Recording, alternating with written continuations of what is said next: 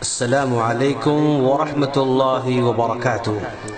ناظرین، ہم چاہتے ہیں کہ ہر مسلمان مرد و عورت نماز کے معاملے میں پیارے نبی صلی اللہ علیہ وسلم کی پیروی کرے اور آپ صلی اللہ علیہ وسلم کے اس قول کی عملی تفسیر بن جائے۔ اللہ کے رسول صلی اللہ علیہ وسلم کا فرمان ہے، صلو کما رأیتمونی اصلی، یعنی تم نماز اس طرح پڑھو جیسے تم مجھے نماز پڑھتے ہوئے دیکھتے ہو۔ یہ بخاری کی روایت ہے۔ تو چلیے ہم نماز کا طریقہ آپ کو سمجھانے جا رہے ہیں، اس امید پر کہ انشاءاللہ آپ اپنے نماز کی اصلاح کر لیں گے اور سنت کے مطابق اپنے نماز بنانے کی حتی الامکان کوشش کریں گے۔ نمازی قبلے کی طرف متوجہ ہو جائے۔ نیت دل کے ارادے کو کہتے ہیں، زبان سے نیت ادا نہیں ہوتی ہے، کیونکہ نبی کریم صلی اللہ علیہ وسلم اور صحابہ کرام نے کبھی بھی زبان سے نیت نہیں کی تھی۔ اور جب بھی آپ نماز پڑھنا چاہیں گے تو کسی چیز کو بطور آڑ یعنی سترے کے طور پر استعمال کریں۔ تکبیر تحریمہ پڑھیں، اللہ اکبر کہیں، اس وقت نگاہوں کو سجدے کی جگہ پر رکھیں۔ تکبیر تحریمہ کے وقت دونوں ہاتھوں کو کندھوں تک یا کانوں کے لو تک اٹھائیں، انگلیاں ملی ہوئی ہوں اور انگلیاں کھلے نہ ہوں۔ حالت قیام میں دونوں ہاتھوں کو سینے پر رکھیں، اور اس کا ثبوت ابن خزیمہ میں حضرت وائل بن حجر رضی اللہ تعالیٰ عنہ کی حدیث سے ملتا ہے، جس میں وہ کہتے ہیں کہ میں اللہ کے رسول صلی اللہ علیہ وسلم کے پیچھے نماز پڑھا تو میں نے دیکھا کہ آپ نے دونوں ہاتھوں کو سینے پر رکھا تھا۔ یہ ابن خزیمہ کی روایت ہے۔ اسی طرح مسند احمد میں بھی قبیصہ بن حلب کی حدیث میں سینے پر ہاتھ باندھنے کا تذکرہ ملتا ہے۔ اور پھر اس کے بعد دعائے استفتاح پڑھیں، یعنی سبحانک اللہم وبحمدک وتبارک اسمک وتعالی جدک ولا الہ غیرک، یہ دعا پڑھیں۔ اور اس کے بعد سورہ فاتحہ پڑھیں، چاہے امام ہوں یا مقتدی ہوں، اکیلے ہوں یا جماعت کے ساتھ نماز پڑھ رہے ہوں، کیونکہ اللہ کے رسول صلی اللہ علیہ وسلم کا ارشاد ہے، سورہ فاتحہ کے بغیر نماز نہیں ہوتی۔ لا صلاۃ لمن لم یقرأ بفاتحۃ الکتاب، یہ بخاری مسلم کی روایت ہے، جس میں بتلایا گیا کہ سورہ فاتحہ کے بعد کوئی نماز قبول نہیں ہوتی ہے۔ اور سورہ فاتحہ کے ختم کے بعد آمین کہیں۔ جہری قرات والی نمازوں میں اونچی آواز سے آمین کہیں اور سری نمازوں میں آہستہ آمین کہیں۔ پھر اس کے بعد قرآن مجید میں سے جو کچھ یاد ہو تلاوت کریں۔ حالت قیام میں نگاہیں سجدے کی جگہ رکھیں۔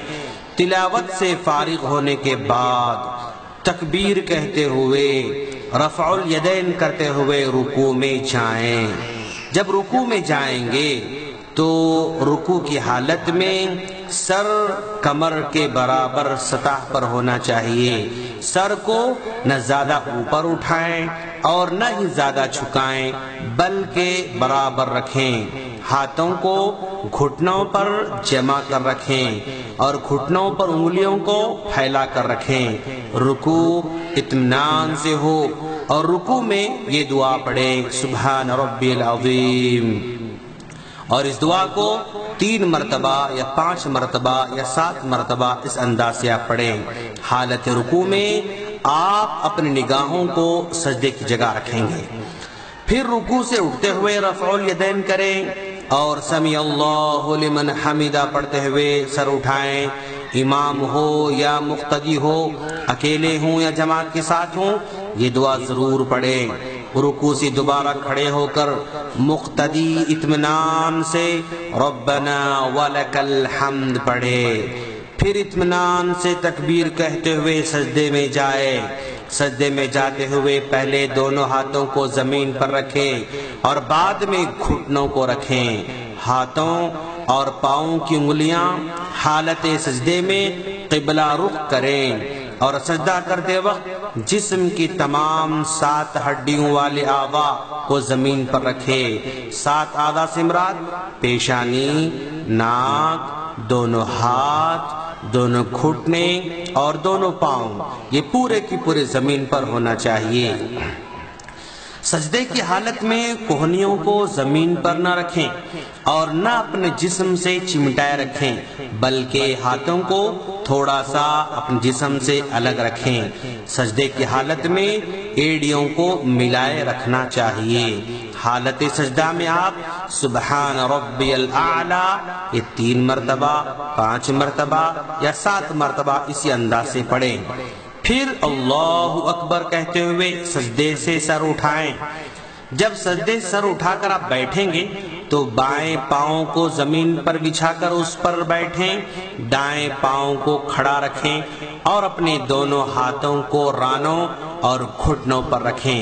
اپنے دونوں پیروں پر نہ بیٹھیں اور نہ ہی دونوں پیروں کو پھیلا کر زمین پر بیٹھیں، اور اطمینان سے دعا مانگیں، رب اغفر لی، رب اغفر لی، اللہم اغفر لی وارحمنی واہدنی واجبرنی وعافنی وارزقنی وارفعنی، یہ دعا پڑھیں۔ جب آپ بیٹھیں گے تو ایسے بیٹھیں کہ جسم کی ہر ہڈی اپنے اپنے مقام پر آ جائے، اطمینان کے ساتھ بیٹھیں اور یہ دعا پڑھیں۔ پھر اللہ اکبر کہتے ہوئے دوسرا سجدہ بھی پہلے سجدے کی طرح کریں اور سجدے میں سجدے کی دعا پڑھیں، اور اب سجدے سے سر اٹھائیں۔ دوسری رکعت کے لیے مکمل کھڑا ہونے سے پہلے چند لمحوں کے لیے ضرور بیٹھیں۔ اس کو جلسہ استراحت کہا جاتا ہے۔ یہ بیٹھنا مستحب ہے، اور دوسری رکعت کے لیے کھڑے ہو جائیں۔ زمین پر ہاتھوں کو ٹیک لگا کر کھڑا ہونا مسنون ہے۔ پھر اسی طرح دوسری رکعت پڑھیں۔ اگر مقتدی ہو تو امام سے سبقت نہ لے جائے، کیونکہ نبی کریم صلی اللہ علیہ وسلم نے اپنی امت کو اس طرح آگے آگے کرنے سے منع کیا ہے۔ سنت یہ ہے کہ مقتدی امام کے نقش قدم پر پیچھے پیچھے چلتا رہے، کیونکہ اللہ کے رسول صلی اللہ علیہ وسلم نے فرمایا، امام کو بنایا ہی اسی لیے گیا ہے تاکہ تم اس کی اقتداء کرو، امام سے اختلاف نہ کرو۔ جب وہ تکبیر کہے اس کے بعد تکبیر کہو، جب وہ رکوع کرے تو اس کے بعد رکوع کرو، جب امام سمع اللہ لمن حمدہ کہے تم ربنا ولک الحمد کہو، سجدے میں اسی طرح امام کے بعد کرو۔ یہ بخاری کی روایت ہے۔ اب دوسری رکعت کے لیے کھڑا ہو جائے، جس طرح پہلی رکعت پڑھی تھی دوسری بھی ویسے ہی ادا کرے۔ 2 رکعت کے بعد تشہد کا مرحلہ ہوگا۔ تشہد کا طریقہ یہ ہے کہ دوسرے سجدے کے بعد اس طرح بیٹھا جائے کہ دائیں پاؤں کو زمین پر کھڑا کریں، بائیں پاؤں کو بچھائیں، دائیں ہاتھ کی سیدھی ران پر رکھیں اور بائیں ہاتھ کو بائیں ران پر رکھیں۔ شہادت کی انگلی کو کھول کر باقی تمام انگلیوں کو بند کریں۔ اس شہادت کی انگلی کو دعا مانگتے وقت ہلکا سا اشارہ کرتے رہیں۔ اسی طرح انگوٹھے اور درمیانی انگلی کا حلقہ بنا کر شہادت کی انگلی سے اشارہ کرنا چاہیے، بلکہ یہ سنت ہے۔ پھر تشہد پڑھیں۔ اگر 4 رکعت والی نماز ہو تو آخری تشہد میں بائیں پیر کو دائیں پیر کے نیچے سے باہر نکالیں اور زمین پر بیٹھ جائیں، اور دائیں پیر کو کھڑا کریں، انگلیاں قبلہ رخ رکھیں۔ پھر آخر میں دائیں اور بائیں سلام پھیرتے ہوئے السلام علیکم ورحمۃ اللہ کہیں۔ ہم اللہ سے دعا کرتے ہیں کہ باری تعالیٰ تو ہم تمام کو سنت کے مطابق نماز پڑھنے کی توفیق عطا فرما اور ہمارے ٹوٹے پھوٹے عمل کو قبول فرما، آمین۔ ناظرین، اگر آپ کو ہماری آڈیوز ویڈیوز ڈائریکٹ چاہیے تو ہمارے اس نمبر پر ریکویسٹ بھیجیں 009193113839 السلام علیکم ورحمۃ اللہ وبرکاتہ۔